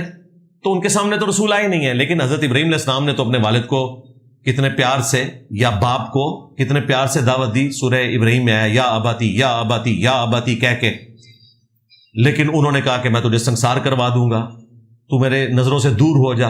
پھر حضرت ابراہیم علیہ السلام نے بھی غصے کا اظہار کیا، انتم وآباؤکم فی ضلال مبین، تم بھی، تمہارے سارے بزرگان دین بھی کھلی گمراہی میں تھے. تو مولانا اسحاق صاحب نے اچھی بات کی تھی کہ اگر نبی کے جسم کا حصہ کافر ہو سکتا ہے نا، تو نبی کا والد بھی کافر ہو سکتا ہے، پاسبلٹی موجود ہے. حالانکہ نبی کا جو والد ہے وہ نبی کے جسم کا حصہ نہیں، نبی اس کے جسم کا حصہ ہے. لیکن جو نبی کا اپنا بیٹا ہے وہ تو اس کے جسم کا حصہ ہے نا. تو قرآن تو کہتا ہے کہ حضرت نوح علیہ السلام کا بیٹا کافر ہے. بلکہ بخاری میں تو آتا ہے کہ قیامت والے دن حضرت نوح علیہ السلام اسی وجہ سے پیچھے ہٹیں گے سفارش کرنے سے کہ مجھے آج اپنی غلطی یاد آ رہی ہے کہ میں نے اپنے کافر بیٹے کے لیے دعا کی تھی. اور قرآن میں آیا کہ اے نوح جاہلوں میں نہ ہو. پھر نوح علیہ السلام نے معافی مانگی، سورہ ہود میں آتا ہے. تو اگر نبی کی اپنی اولاد کافر ہو سکتی ہے نا، تو نبی کے والد کا کافر ہونا اس کے مقابلے پہ چھوٹی بات ہے.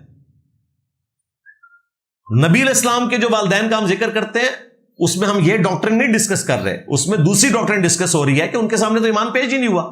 ہاں جس کے سامنے پیش ہوا اس نے کفر کیا، ہم مانتے ہیں. ابو لہب، وہ باپ تھا نبی علیہ السلام کا، چچا تھا نا ابو لہب، تو کفر کی حالت میں مرا، آج تک لعنتیں کھا رہا ہے. تبت یدا ابی لہب وتب، کیونکہ اس کے سامنے دعوت پیش ہوئی، اس نے انکار کیا.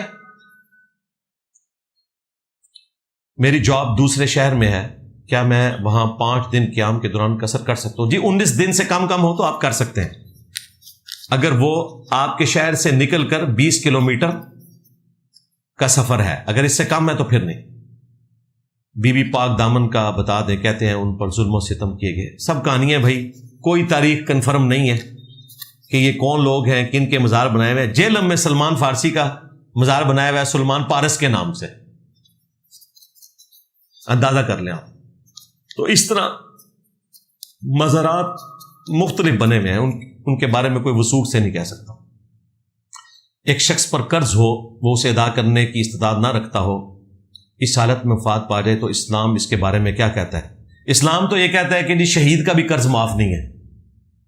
اسلام تو یہ کہتا ہے، یہ صحیح مسلم میں حدیث ہے کہ شہید کے سارے گناہ معاف ہیں سوائے قرض کے.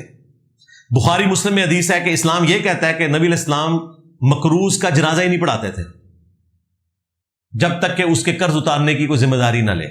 اور جب اللہ نے وسعت دی پھر نبی علیہ السلام خود قرض اتار دیتے تھے اور کہتے تھے النبی اولی بالمؤمنین من انفسہم وازواجہ امہاتہم. حالانکہ اس آیت کا مطلب کچھ اور ہے. اس آیت کا مطلب ہے نبی مومنین پر ان کی جانوں سے بڑھ کر حق رکھتے ہیں، اور نبی کی بیویاں امت کی مائیں ہیں. لیکن نبی علیہ السلام اس کو اپنے حق میں استعمال کرتے تھے کہ چونکہ میرا حق ہے تو یہ میرے بچوں کی مانند ہے، تو ان کا قرضہ میں اتاروں گا. حالانکہ اللہ نے ان کو یہ نہیں کہا تھا، اللہ نے تو کہا تھا کہ بچوں کا کام ہے کہ اپنے نبی کی خدمت کریں. اس لیے ہم کہتے ہیں ہمارا پیر وہ ہے جو بھوکا رہ کے اپنے ماننے والوں کو کھلاتا ہے، اور تمہارے پیر وہ ہیں کہ جو نہ تمہاری عزتیں چھوڑتے ہیں، نہ مال چھوڑتے ہیں، نہ جائیداد چھوڑتے ہیں، نہ دنیا چھوڑتے ہیں تمہاری، نہ آخرت چھوڑتے ہیں، خود بھی ڈوبتے ہیں، تمہیں بھی ڈبو دیتے ہیں. تو بھائی یہ ذمہ داری ہے کہ قرآن میں اسی لیے آیا کہ آپ نے میت کی وصیت پوری کرنی ہے، قرض اتارنا ہے، اس کے بعد وراثت تقسیم کرنی ہے. یہاں وراثت لوگ کہتے ہیں نہیں وراثت تقسیم کری ہے وہ ابا جی نے جڑا قرض لیا سی آپ بھگتن گے، یعنی ابا جی کے پیسے پہ آپ یاشی کر رہے ہیں اور آپ کہہ رہے ہیں ابا جی جہنم میں جان.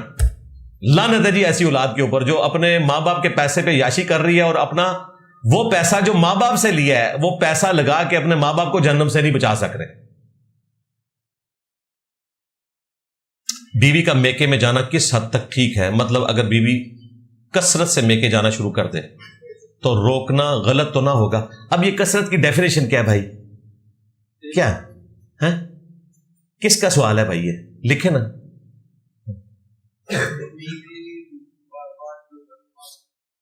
پاس ہی گھر ہوگا نا، روزانہ جائے، کیا مسئلہ؟ ہاں کتنی دور ہے؟ آؤٹ آف سٹی ہے، ہر ہفتے جاتی ہے. کیا ہو گیا پائے نا؟ اچھا اچھا اچھا ٹھیک, اچھا آؤٹ آف سٹی ہے, پھر وہاں جا کے رہنا شروع کر دیتی ہیں؟ نہیں میں نے یہ نہیں پوچھا, رہتی ہیں وہاں, یہ صبح جاتی ہیں شام کو واپس آ جاتی ہیں؟ ہفتے میں, ہر ہفتے بچے ہیں آپ کے؟ ہاں تو پھر اس بیچاری کو مصروفیت چاہیے نا, تو آپ ٹائم نہیں دے سکتے تو وہاں چلی جاتی ہے, جانے دیں, ٹھیک کر رہی ہے, کرتے رہو. دیکھیں جب مصروفیت نہیں ہے تو کوئی مصروفیت تو اس نے رکھنی ہے نا, تو اس لیے بیچاری چلی جاتی ہے.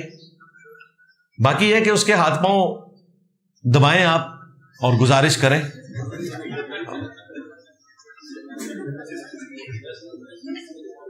اوور تھنکنگ کا علاج کیا ہے؟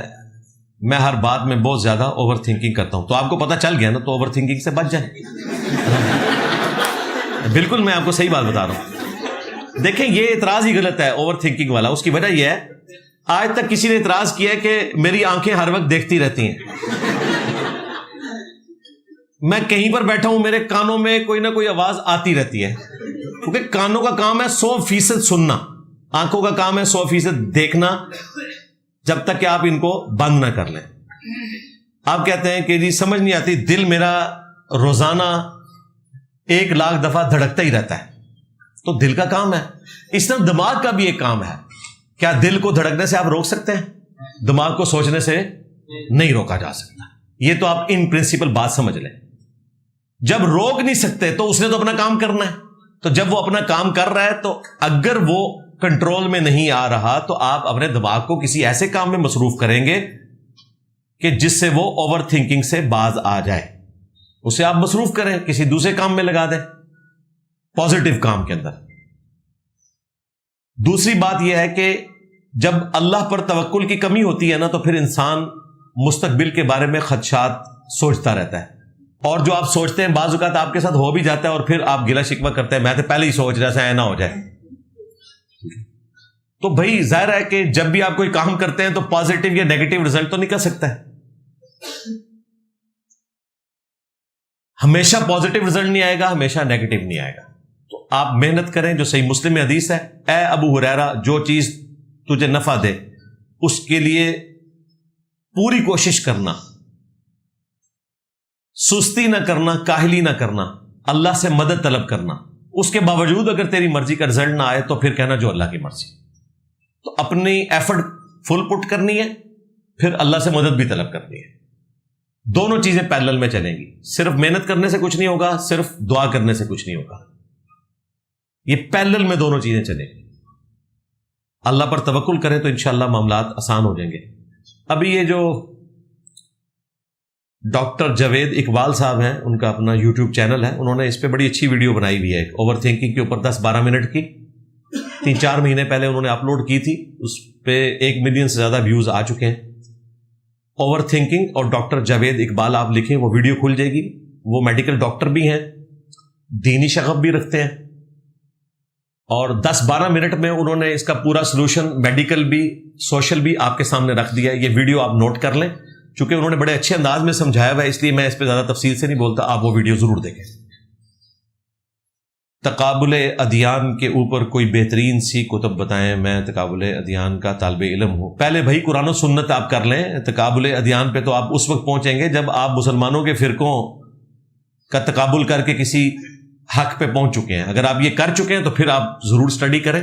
اس کے لیے بہتر یہ ہے کہ آپ ڈاکٹر ذاکر نائک کی ویڈیوز دیکھیں, اور احمد دیداد صاحب کی, وہ بیسٹ ذریعہ ہے مختلف ریلیجن کو سٹڈی کرنے کا. اس سے آپ کو ان بکس کے ریفرنسز مل جائیں گے, پھر آپ PDF کی شکل میں ان چیزوں کو ڈاؤن لوڈ کر سکتے ہیں.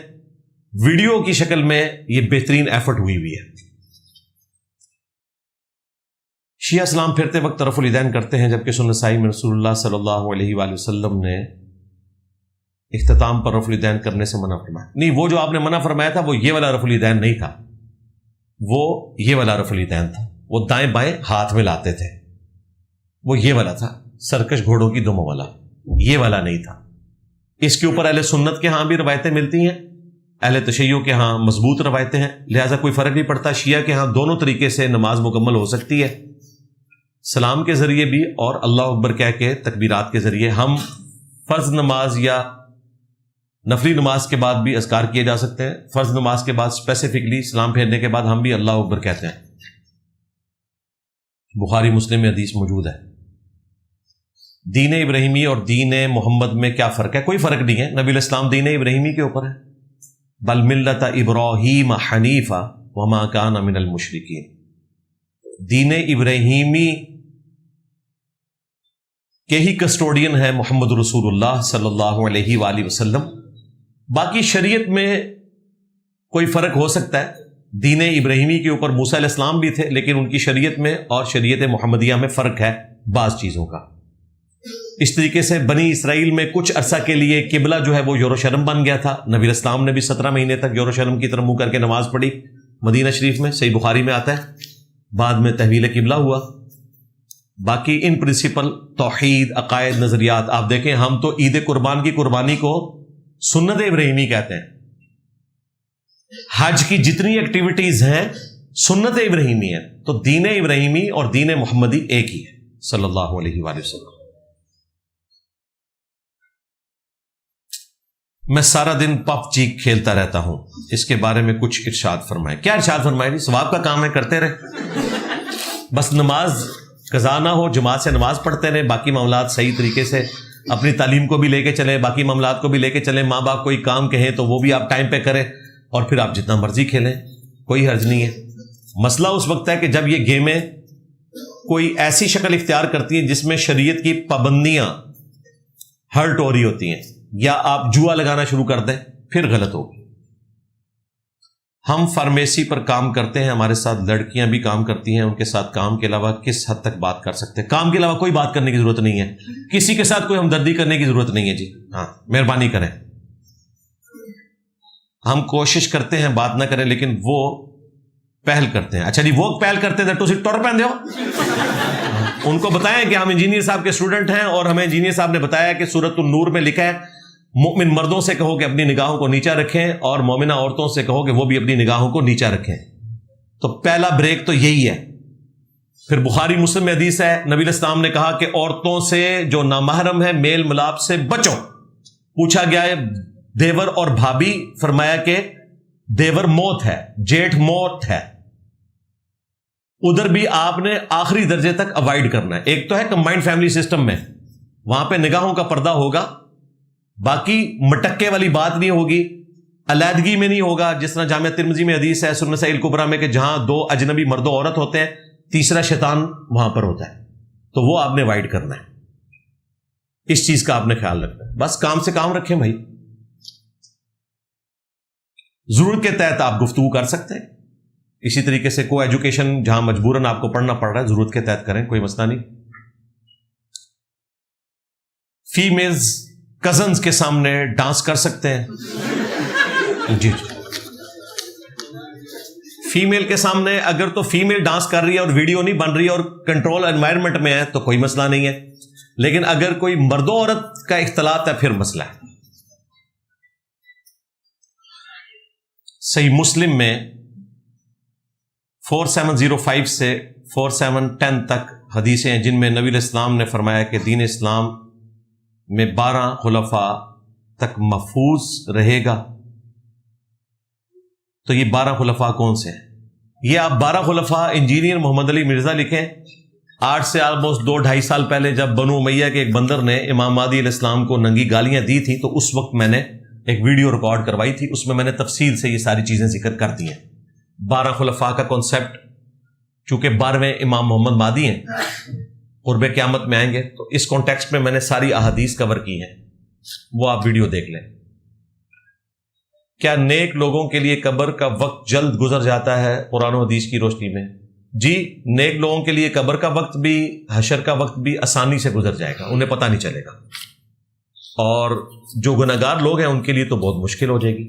اللہم حاسبنا حسابا یسیرا، آمین.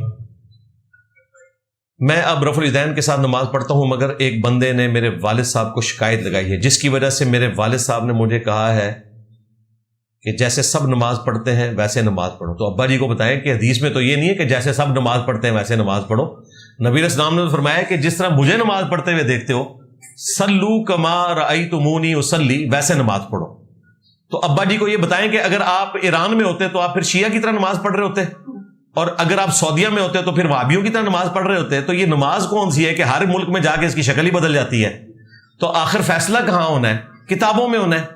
اور یقیناً آپ کے ابا جی غوث پاک کے تو ماننے والے ہوں گے. ہاں، کیونکہ غوث پاک کے دھوبی کو اشری تھانوی بھی مانتے ہیں، انہوں نے بھی واقعہ لکھا ہے، اور بریلوی بھی مانتے ہیں. غوث اعظم ان کو دیوبندی بھی کہتے ہیں کیونکہ وہ بھی صوفی ہیں، اور بریلوی بھی کہتے ہیں. اور غوث پاک کی جو کتاب ہے غنیت الطالبین، اس میں تو نماز کا طریقہ وہی لکھا ہے. تو ان کو بتائیں کہ ابا جی غوث پاک کی 11ویں کھائیں، ان کے دھوبی کا ذکر سنا، تو نماز بھی اسی طریقے پہ پڑھ لیتے ہیں جو انہوں نے لکھی ہے غنیت الطالبین. ظاہر ابا جی کو آپ نے قرآن بخاری مسلم کا تو حوالہ نہیں نہ دینا، وہ تو بزرگوں کے ماننے والے ہیں، تو ان کو بزرگوں کا حوالہ دیں.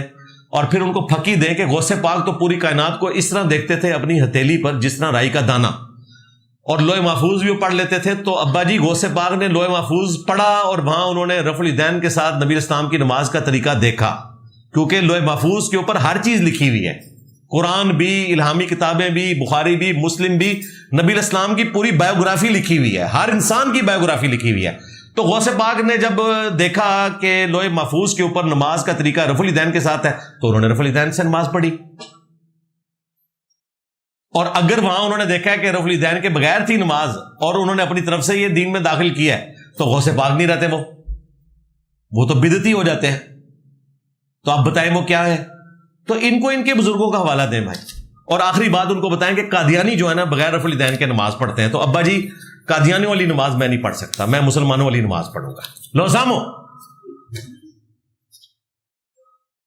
کیا مردے کو قبر میں لواحقین کے آنے کی خبر ہوتی ہے؟ اس طرح کی کوئی بات رپورٹ نہیں ہوئی ہے، سوائے اس کے کہ بخاری مسلم میں ہے کہ جب دفنا کر جاتے ہیں تو جانے والوں کے قدموں کی آہٹ سنتا ہے. بس وہ ایک لمحے کے لیے اسے عبرت کے طور پر آہٹ سنائی جاتی ہے. اگر نیک ہے تو خوش ہوتا ہے کہ میں اپنے اعمال لے کر آیا ہوں، اور اگر بدکار ہے تو اس کی حسرت میں اضافہ ہوتا ہے کہ میرے رشتہ دار مجھے چھوڑ کر چلے گئے. بخاری میں ہے، ہم انس بن مالک کے پاس آئے اور ان سے حجاج کے متعلق شکایت کی، انہوں نے کہا صبر کرو. بالکل یہ حدیثیں میں نے بیان کی ہیں ظالم حکمرانوں سے متعلق، بالکل ہیں یہ حدیثیں. زید بن ارقم کا خط بھی آیا تھا انس بن مالک کے پاس. کیا اس حدیث میں ظالم حکمران کے ہوتے ہوئے صبر کی تلقین کی گئی ہے؟ جی بالکل صبر کرنا چاہیے. اگر آپ کے پاس مین پاور نہیں ہے تو آپ نے ریٹ آف دی گورنمنٹ کو چیلنج نہیں کرنا، ادروائز جن کے ہاتھ میں پھر سلطہ ہے وہ باقیوں کو مار دیتے ہیں، اسی لیے منع کیا گیا ہے. اب بعض لوگ ڈیویٹ ہو گئے حضرت حسین ابن علی کی سٹرگل سے. حسین ابن علی نے جنگ نہیں لڑی کربلا میں، جنگ ان پر مسلط کی گئی. وہ تو اپنے بیوی بچوں کے ساتھ کوفے میں شفٹ ہو رہے تھے تاکہ ایک پولیٹیکل سٹرگل لانچ کریں گے، قبائل ان کے ہاتھ پر بیعت کریں گے، پھر وہ یزید سے 1 to 1 بات کریں گے کہ ہاں بھائی کیا ارادہ تیرا، اور پھر جا کر کہیں جنگ تک نوبت جانی تھی. لیکن اگر آپ کے پاس مین پاور نہیں ہے تو پھر آپ نے جنگ نہیں لڑنی. ہاں جب جنگ مسلط ہو جائے پھر تو آپ کے پاس کوئی چارہ ہی نہیں ہے نا.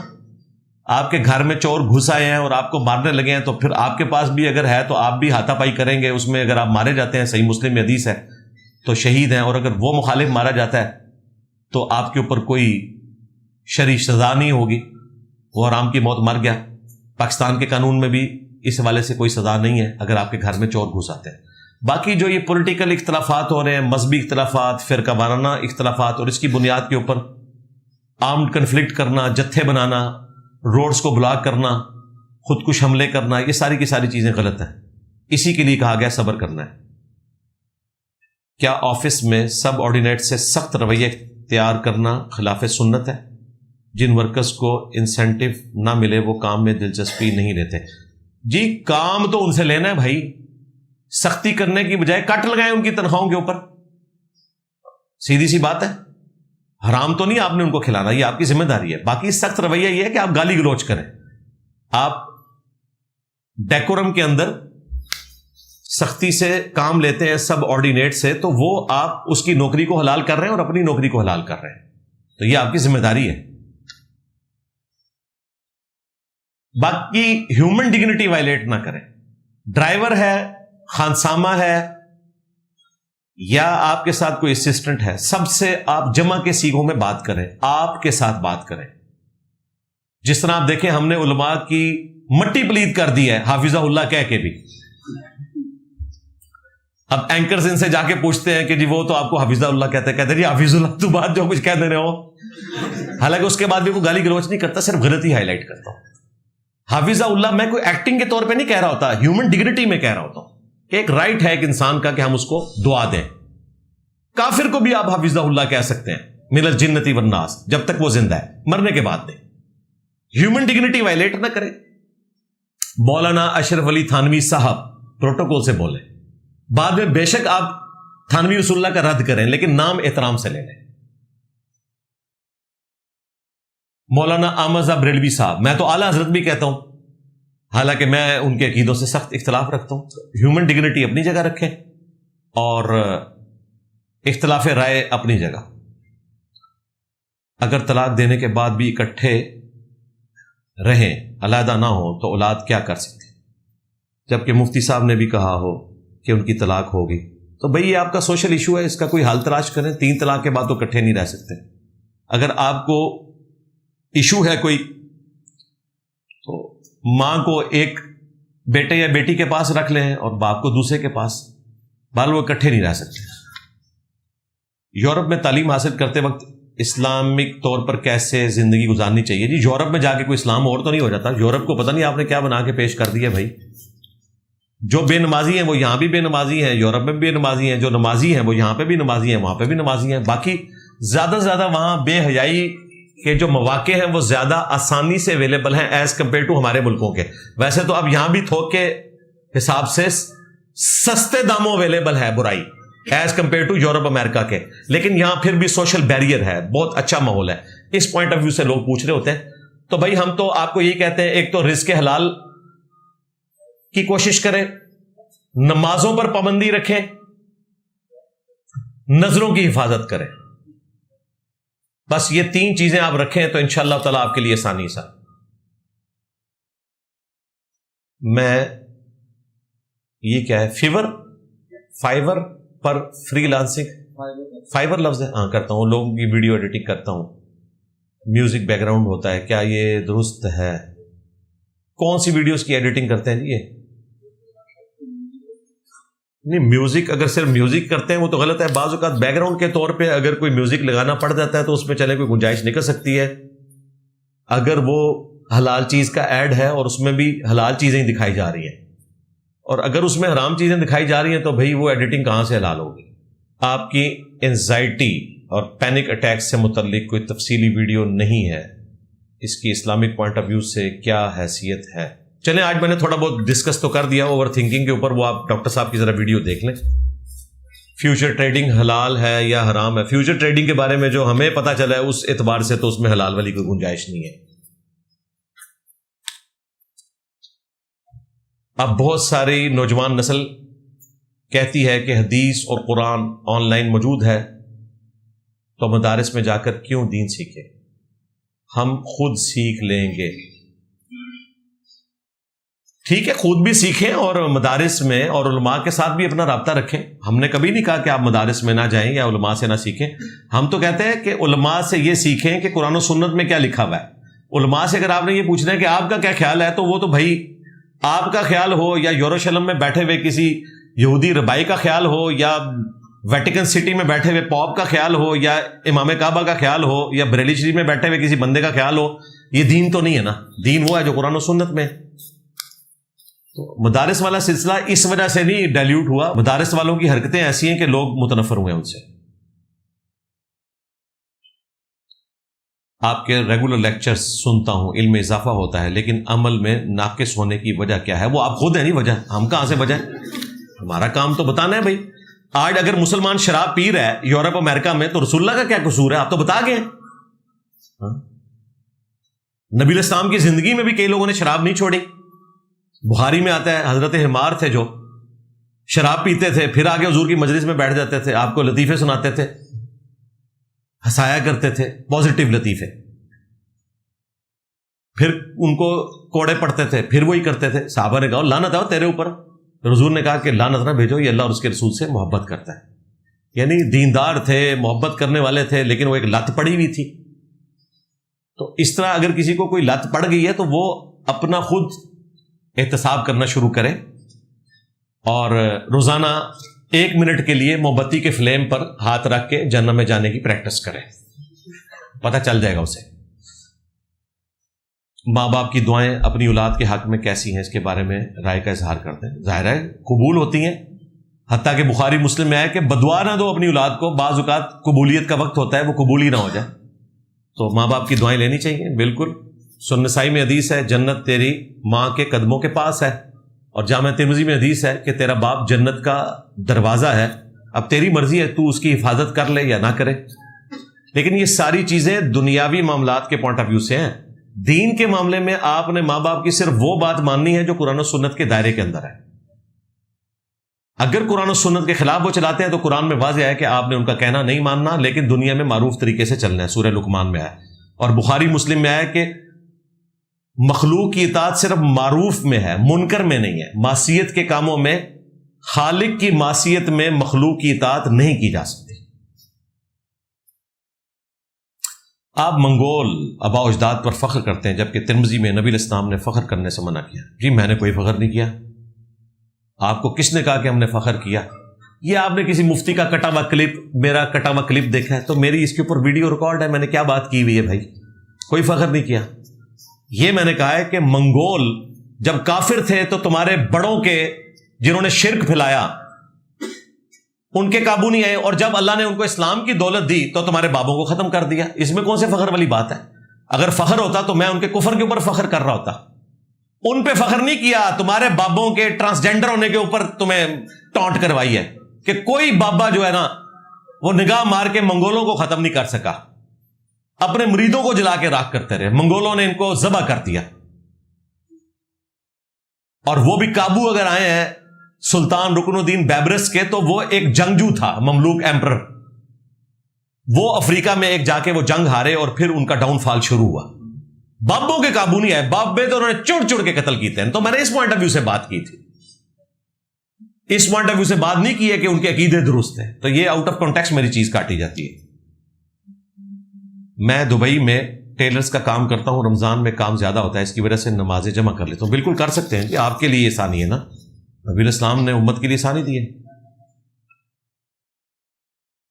بھائی اور بھابھی کے ساتھ بہنوں کا کیا رویہ ہونا چاہیے؟ بھئی ہر رشتے میں اچھا رویہ ہونا چاہیے جی، نند ہو کوئی ہو، بس صرف یہ خیال رکھیں کہ نندوں کا یہ کام نہیں ہے ایک ایک مہینے کے لیے 4 بچے اٹھا کے تو ماں باپ کے گھر آ کے بیٹھ جائیں اور اپنے بچوں کے برتن بھی اور اپنے برتن بھی اپنی بھابھی سے دھلوائیں اور اوپر سے اس کو سلواتے سنائے کہ میرے ماں باپ کو تو نے اس حالت میں رکھا ہوا ہے، تجھے شوق ہے بھائی اپنے ماں باپ کو اپنے ساتھ لے جا۔ 3 دن سے زیادہ کسی کے گھر جانے کی ضرورت نہیں بھائی، یہ ذہن میں رکھیے گا، یہ بڑی سخت زیادتی کرتے ہیں۔ ہاں اگر آپ ہیلپ آؤٹ کرتے ہیں، اپنے کام بھی کریں تو آپ کو ویلکم کہا جائے گا، اور ویسے بھی اتنے لمبے عرصے کے لیے کسی کے گھر جا کے رہنے کی ضرورت ہی نہیں ہے۔ یقین کریں ہمیں تو کسی کے گھر نیند بھی نہیں آتی۔ میری شادی کو الحمدللہ 21 سال ہونے والے ہیں، میں نے ایک رات بھی اپنے سسرال نہیں کاٹی، حالانکہ واکنگ ڈسٹینس پہ گھر ہے۔ کئی ایک مواقع آئے ہیں بیوی بچے وہیں تھے، میں ادھر ہی رہوں، عجیب لگتا ہے خود، چلے اس کے لیے تو ایک اٹریکشن ہے نا، اس کے ماں باپ کا گھر ہے۔ تو یہ ذرا آپ بھی دیکھا کریں کہ آپ مہمان اللہ کی رحمت بن کے آئے یا آپ زحمت بن کے آئے ہیں کسی کے لیے۔ نبی الاسلام نے جو کھڑا ہو کر پانی پیے گا اس کے ساتھ شیطان پانی پیتا ہے، کیا درست؟ یہ نہیں ہے، نبی الاسلام نے کہا تھا کہ جو کھڑا ہو کر پانی پیے اسے چاہیے وہ کیا کرتے، یہ مسلم کی حدیث ہے، یہ منسوخ ہے، بعد میں حکم آ گیا کہ کھڑے ہو کر آپ پانی پی سکتے ہیں، وہ بخاری میں مولا علی علیہ السلام نے نبی الاسلام کے حوالے سے بیان کیا۔ اسی طریقے سے پہلے آگ پہ پکی ہوئی چیز کھانے سے وضو ٹوٹ جاتا تھا، صحیح مسلم میں آتا ہے، پھر مسلم شریف میں حدیث ہے نبی الاسلام نے آگ پہ پکی ہوئی چیز کھائی اور اس کے بعد وضو کا اعادہ نہیں کیا۔ اسی طریقے سے صحیح مسلم میں آتا ہے پہلے ہر نماز کے لیے الگ وضو کرنا پڑتا تھا، پھر نبی الاسلام نے فتح مکہ کے موقع پر ایک وضو سے کئی نمازیں پڑھائیں اور کہا کہ اب اجازت ہے، اگر آپ کا پہلے وضو ہے تو دوبارہ وضو کرنے کی ضرورت نہیں ہے۔ ویسے قرآن میں جو اشارہ ملتا ہے وہ یہی ہے کہ جب نماز کے لیے کھڑے ہو تو وضو کر لیا کرو، لہذا جو سنت کو احادیث کو نہیں مانتے ان کو تو ہر نماز کے لیے الگ وضو کرنا چاہیے، یہ آسانی ہمارے لیے ہے۔ تو پھر وہ کہ نہیں جی پہلے وضو ہو تو پھر ضرورت نہیں، جی قرآن میں نہیں لکھا ہوا، قرآن میں تو لکھا ہے جب نماز کے لیے کھڑے ہو تو وضو کرو، یہ نہیں لکھا ہوا کہ اگر وضو نہ ہو تو پھر کرو. تو پہلے حکم بھی یہی تھا. سنت میں مزید اس کی آسانی آئی کہ اگر پہلے وضو ہے تو اب نہ کرو. پہلے یہ تھا کہ پہلے ہو تب بھی کرنا ہے, ہر نماز کے لیے الگ وضو کرنا ہے. افضل آج بھی وہی ہے. صحابہ کرام اس کا اہتمام کرتے تھے, وضو کے اوپر وضو کو نور علی نور سمجھتے تھے. برائی کے بدلے میں برائی کس حد تک کر سکتے ہیں؟ مثلا کسی نے اچھی چیز کہہ کر 2 نمبر چیز دے دی, تو کیا اس کے بقیہ پیسے ہضم کر سکتے ہیں؟ اب ریشو پروپورشن کیا ہے وہ دیکھنا ہوگا. تو اس کو بتائیں آپ کہ بھئی تم نے میرا اتنا نقصان کیا ہے, اتنے پیسے میرے پاس تمہارے پڑے ہوئے ہیں, یہ برابر بنتے ہیں, یا یہ اتنے فالتو بنتے ہیں, یہ رکھ لو, باقی میں نہیں تمہیں واپس کروں گا. اس قسم کا کوئی آپ کریں تو اس کی کوئی گنجائش ہو سکتی ہے. باقی جو عام معاملات ہیں نا وہ جوڈیشری کے تھرو ہوں گے. اسٹڈی ویزا پر یورپ وغیرہ جا کر غیر قانونی طور پر کام کرنا اور اس کی کمائی کی کیا حیثیت ہے؟ یہ آئے دن سوال آتا ہے. بھائی آپ کو بھی پتا ہے کہ یہ غلط ہے, اس چیز کو اوائڈ ہی کرنا چاہیے. شرعی طور پر جو آپ عہد کرتے ہیں اس عہد کی پاسداری آپ نے کرنی ہے. اور ظاہر ہے جب سے نیشن سٹیٹس بنی ہیں آپ نے عہد کی پاسداری کرنی ہے. اسمگلنگ کرنا بھی حرام ہے. کہتے ہیں کہاں لکھا ہوا ہے؟ قرآن میں لکھا ہے, عہد کو پورا کرو, تم سے عہد کے بارے میں پوچھا جائے گا. سورہ بنی اسرائیل. اور مسند احمد میں حدیث ہے, جو عہد پورا نہیں کرتا اس کا کوئی دین ایمان نہیں ہے. اس لیے آپ دیکھیں ٹی ایل پی سے میرا کتنا اختلاف ہے, لیکن اس وقت جب گورنمنٹ نے, اسٹیبلشمنٹ نے وعدہ خلافی کی ٹی ایل پی والوں کے ساتھ, تو میں نے اپنے پلیٹ فارم سے کہا تھا کہ آپ نے جو معاہدہ کر کے توڑا ہے یہ آپ نے غلط کیا, یہ حرام ہے. اتنا جگرا ہونا چاہیے کہ آپ سچائی کے لیے کھڑے ہوں. کیا کسی غلط کام کی وجہ سے کیے گئے اچھے کام کا بھی ثواب ملے گا؟ مثلا حرام رشتے میں رہتے ہوئے لڑکی کے کہنے پر نماز شروع کر دینا,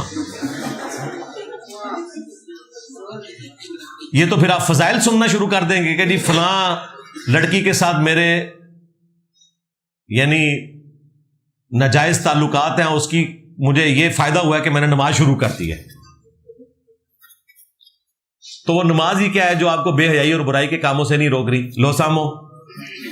تو نماز کا پہلا رزلٹ یہ آنا چاہیے کہ وہ دوستی ختم. اگر تو ختم ہو گئی ہے تو پھر آپ کی نماز قبول ہو رہی ہے, مبارک ہے. عثمانی گروپ والے ہمیں کافر سمجھتے ہیں, ہمارے پیچھے نماز, ہمارے جنازے بھی نہیں پڑھتے. کیا ہم ان کے ساتھ ایسا ہی رویہ کریں؟ نہیں, آپ وہی کریں جو خارجیوں کے ساتھ ہونا چاہیے کہ نماز بھی پڑھیں گے, سلام کا جواب بھی دیں گے, قتل و غارت میں اور تکفیر میں شامل نہیں ہوں گے.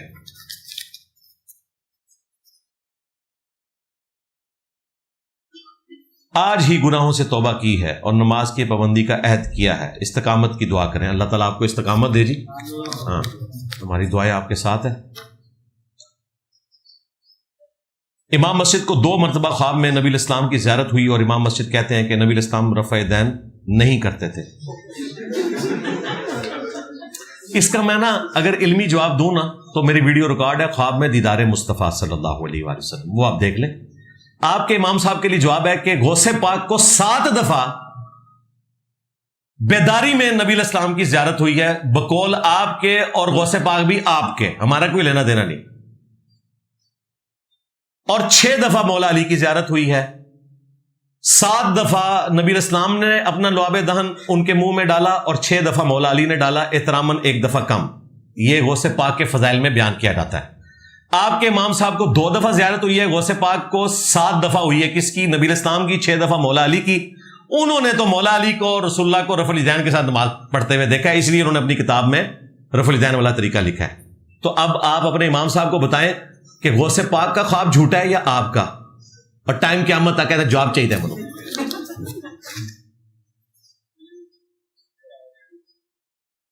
میرا سوال ہے کہ آنے والے سب مہمانوں کو قرآن و سنت کی ضروری تعلیم کے ساتھ ساتھ عمل کی محبت, ایثار کی دعوت. جی ایثار کی دعوت ہے, تو اسی لیے آپ کو آدھے گھنٹے بعد کہتے ہیں نا مہربانی کریں باہر چلے جائیں, باہر والوں کو موقع دیں.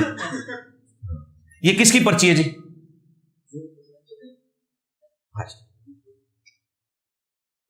جی بالکل دیتے ہیں جی. جہالت کے خلاف جہاد. جی جہالت کے خلاف اگر ہوا ہے, میرے علم میں تو ہمارے پلیٹ فارم سے ہوا ہے.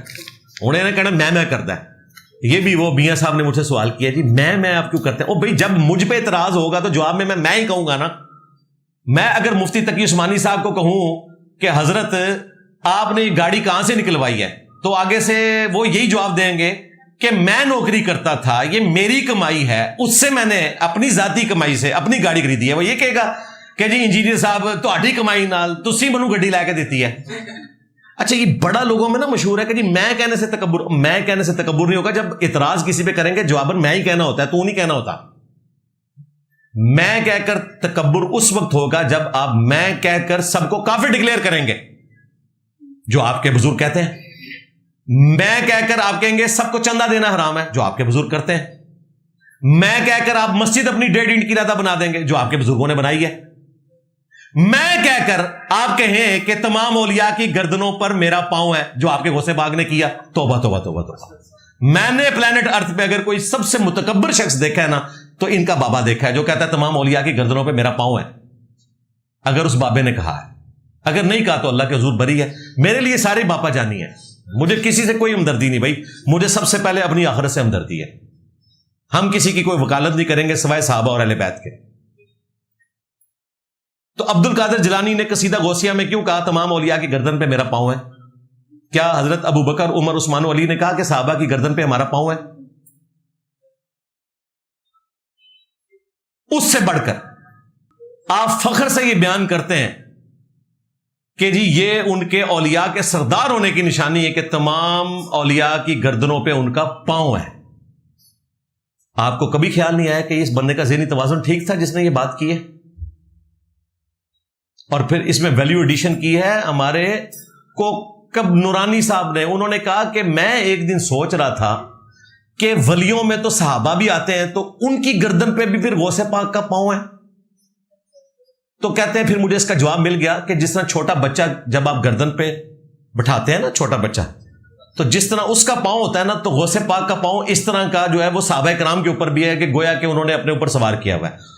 دیکھو اپنا بابا لال کرنے پیچھے انہوں نے اپنا ایمان بھی ضائع کیتا، ٹھیک ہے، اپنے آپ نو بھی ذلیل کروایا، میرے ہتھوں اپنے بابے نو بھی ذلیل کروایا۔ اب مجھے بتائیں جب اس قسم کے فتنے اٹھیں گے تو پھر انجینئر صاحب تو میدان میں اتریں گے نا، میرے نبی سا ہے ہی کوئی نہیں، تیرے بابے تھے شاہ ہی کوئی نہیں۔ اس کے علاج میں پھر یہ چیز آئے گی، کہتے ہیں انجینئر صاحب کتوں آ گئے نے، وہ کہندے نا وہ کہندے کتھوں بلا چمڑ گئی۔ جدو بلاواں آئیاں نے تے پھر ایک وڈی بلا آئے گی نا۔ دیکھیں نا جب وہ لاٹھیاں اور رسیاں چھوٹے چھوٹے سانپ بنے تھے تو پھر وڈا سانپ پایا سی، حضرت موسیٰ علیہ السلام کا اژدہا، وہ ساروں کو اڈپ کر گیا۔ تو دیکھیں اللہ کے فضل سے اس پلیٹ فارم نے ان کے سارے بابے ہڑپ کر لیے۔ وہ کہندے نا پی گیا جو تواڈے بابے نو پی گیا جے، نہ بھائی کھا گیا تواڈے بابے نو، کھا گیا، ڈکار بھی نہیں لیا اللہ کے فضل نال۔ میرے نبی سا ہے ہی کوئی نہیں، تیرے بابے تے شاہ ہی کوئی نہیں۔ میرے خیال ہے بس اتنی پرچیاں کافی ہیں، ابھی بھی کچھ پرچیاں باقی ہیں لیکن انشاءاللہ وہ کور ہو جائیں گی۔ ویسے بھی سب کچھ ریکارڈ ہے جی، یہ تو سارا شغل میلہ ہوتا ہے۔ اصل چیز تو آپ سے ملاقات ہے، اصل چیز وہ ہے۔ دوسرے نمبر پہ کرنٹ افیئر ہے، پبلکلی ریکارڈ ہونا، اور وہ میں گھر بیٹھ کے بھی ریکارڈ کروا سکتا تھا آپ کے سامنے، اس لیے تاکہ آپ لوگوں کی روحانیت سے میرے الفاظ میں بھی تاثیر پیدا ہو۔ باقی آپ کو پتا ہے کہ سب لوگ ایک ہی دفعہ آتے ہیں۔ آپ میں سے کتنے لوگ ہیں آج جو ریئل ٹائم پہلی دفعہ آئے؟ ذرا ہاتھ کھڑا کریں اور پیچھے مڑ کے دیکھیں، آپ کو اندازہ ہو کہ ہر دفعہ 300-400 لوگ پہلی دفعہ آتے ہیں، نیچے کر لیں۔ اور ہم ان سے ریکویسٹ کرتے ہیں کہ آپ کو اگلی دفعہ آنے کی ضرورت نہیں ہے۔ تبلیغی جماعت والے کہتے ہیں اگلی بار 2 بندے نال لے کے آنا، اسی کہتے ہیں نہیں، ہمارا کام جو ہے آن لائن ہے، باقی لوگوں کو موقع دیں۔ کبھی مجبوراً کسی دوست کے ساتھ آنا پڑے الگ بات، ادروائز ادھر آنے کی ضرورت نہیں ہے۔ ایک دفعہ آگے ایک تصویر میرے ساتھ کھنچوا لی، صرف ایک تصویر، ہاں یہ ایک تصویر جو ہے نا اتنی بھاری ہے کہ اپنی قبر تک آپ اس کا وزن جو ہے نا اٹھائیں گے، اور اس کے ذریعے دعوت کا دروازہ بھی کھلے گا انشاءاللہ تعالی۔ تو اس لیے آپ کو بلایا جاتا ہے دار ارقم کا نمک کھلانے کے لیے، دار ارقم کا میٹھا کھلانے کے لیے، دار ارقم کا ماحول دکھانے کے لیے۔ آپ فزیکلی آ کر دیکھیں اور اس چیز کو آبزرو کریں، اور آپ کی اپنے استاد کے ساتھ ملاقات بھی ثابت ہو۔ میرے جتنے استاد ہیں ان کے ساتھ میری ملاقات ثابت ہے، چاہے وہ فوت شدگان میں ہے یا زندہ لوگوں میں شامل ہے، چاہے میں ان سے اختلاف رائے رکھتا ہوں یا نہیں رکھتا، دونوں صورتوں میں ملاقات ثابت ہے۔ تو آپ ایک دفعہ آئیں اس ماحول کو آبزرو کریں، اس کی روحانیت کو دیکھیں، اور ہمارے لیے بھی دعا کریں، ہم بھی آپ کے لیے دعا گو ہیں۔ اچھا میرے بھائیوں، کافی سارے بھائیوں نے بہنوں نے دعاؤں کے لیے کہا ہے، اینڈ پہ ہم وسیلہ اور توسل کے طور پر دعا بھی کر لیتے ہیں انشاءاللہ تعالی۔ اللہم انی اسألک بأنک انت اللہ لا الہ الا انت الاحد الصمد الذی لم یلد ولم یولد ولم یکن لہ کفوا احد وإلہکم الہ واحد لا الہ الا هو الرحمن الرحیم الف لام میم اللہ لا الہ الا هو الحی القیوم لا الہ الا انت سبحانک انی کنت من الظالمین حسبنا اللہ ونعم الوکیل یا حی یا قیوم برحمتک استغیث ولا حول ولا قوة الا باللہ العلی العظیم۔ اللہم صلی علی محمد وعلی آل محمد رب ارحمہما کما ربیانی صغیرا ربنا هب لنا من ازواجنا وذریاتنا قرة اعین وجعلنا للمتقین اماما۔ اللہم اغفر لحینا ومیتنا وشاہدنا وغائبنا وصغیرنا وکبیرنا وذکرنا وانثانا۔ اللہم من احییتہ منا فاحیہ علی الاسلام ومن توفیتہ منا فتوفہ علی الایمان۔ اللہم ربنا آتنا فی الدنیا حسنہ وفی الآخرة حسنہ وقنا عذاب النار ربنا آتنا من لدنک رحمہ وہیئ لنا من امرنا رشدا۔ اللہم احسن عاقبتنا فی الامور کلہا واجرنا من خزی الدنیا وعذاب الآخرہ۔ اے اللہ، جن ان بھلائیوں کا سوال تیرے محبوب صلی اللہ علیہ وآلہ وسلم نے تجھ سے کیا، ہمارے حق میں، ہمارے ماں باپ کے حق میں، ہمارے بیوی بچوں کے حق میں، ہمارے رشتہ داروں کے حق میں، پوری امت کے حق میں قبول و منظور فرما۔